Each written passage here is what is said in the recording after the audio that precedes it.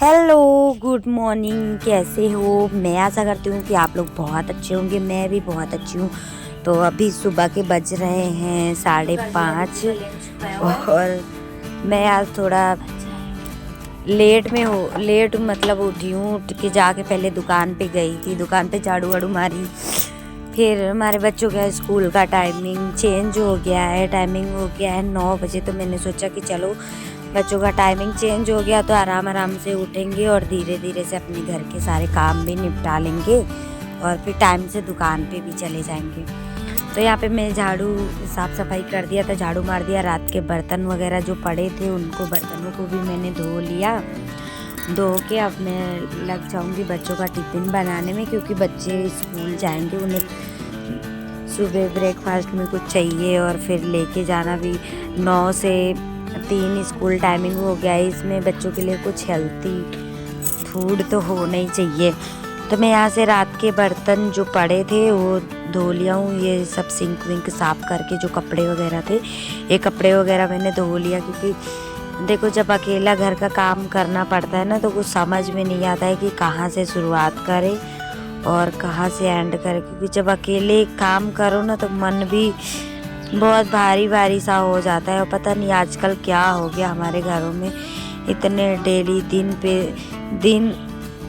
दिन भर में झगड़े ही झगड़े होते रहते। कुछ समझ में नहीं आता है कि हो क्या रहा है।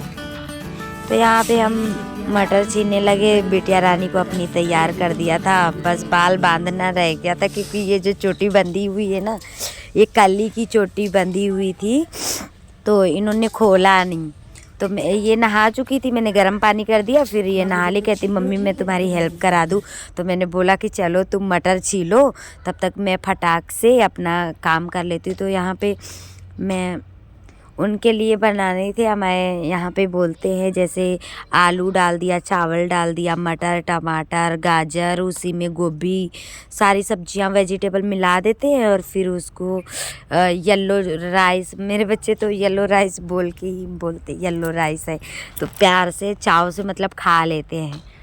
उन्हें बहुत पसंद आते। तो मैं जब जल्दबाजी में होती हूँ ना, तो मैं ऐसे ही फटाफट कर लेती हूँ। अब किचन के काम मैं बहुत कम ही करती हूँ, क्योंकि हमारी सासू माँ है ना, वो कर लेती है। तो मुझे पता नहीं लगता है कि कौन सी जगह पे कौन सी चीज़ रखी है।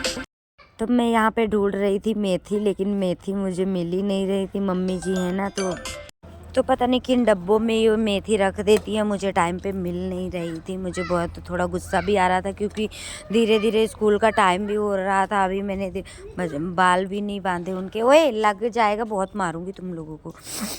तो यहाँ पे मेथी तो चलो मिल गई। फिर मैं जब जल्दबाजी में मैं काम करती हूँ ना, तो फटाफट उसी में जो डालना होता है मैं साथ ही में डालते जाती हूँ।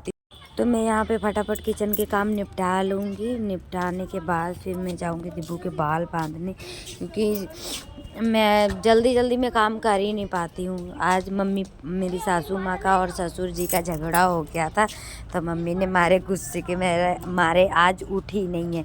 वैसे तो डेली उठ जाती हैं, सुबह वही काम कर देती, किचन वाला काम वो संभाल लेती हैं, बाहर के काम मैं कर लेती हूँ, तो थोड़ा जल्दी हो जाता है। लेकिन आज मम्मी जी गुस्से से उठी नहीं, इसलिए मुझे करना पड़ रहा है। खैर कोई नहीं, मैं तो कर लूँगी। अब मेरे बच्चे स्कूल जाना है तो मैं किसके सहारे रहूँगी?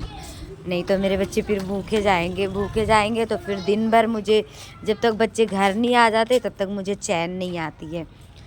तो यहाँ पे मेरा फटाफट हो गया था, बस थोड़ा बहुत बच रहा था, तो मैं फटाफट से कर लेती हूँ। मसाला वगैरह मैंने अच्छे से भून लिया। अब डाल रही हूँ इसमें चावल और मटर। दिब्बू हमारी पीछे खड़ी है, वेट कर रही है कब मम्मा मेरे बाल बांधेगी, कब मेरी मम्मा मेरे बाल बांधेगी। बस इसको मैं ऐसे ही पानी वानी डाल के रख दूँगी, जब तक पकेगा तब तक मैं और काम कर लूँगी। यार समझ में नहीं आता है मेरे को।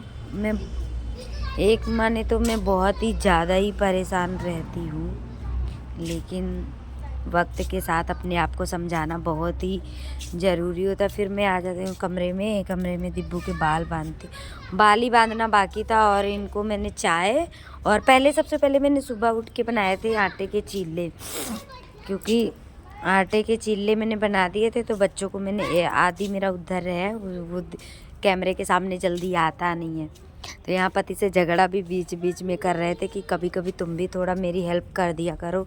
तो ये इनका भी काम जाने का टाइम हो रहा था, पर थोड़ा सा लड़ रहे थे। मैंने कहा कोई बात नहीं, लड़ लो बेटा, शाम को आओगे तब बताऊंगी, अभी मैं बहुत जल्दी में हूँ।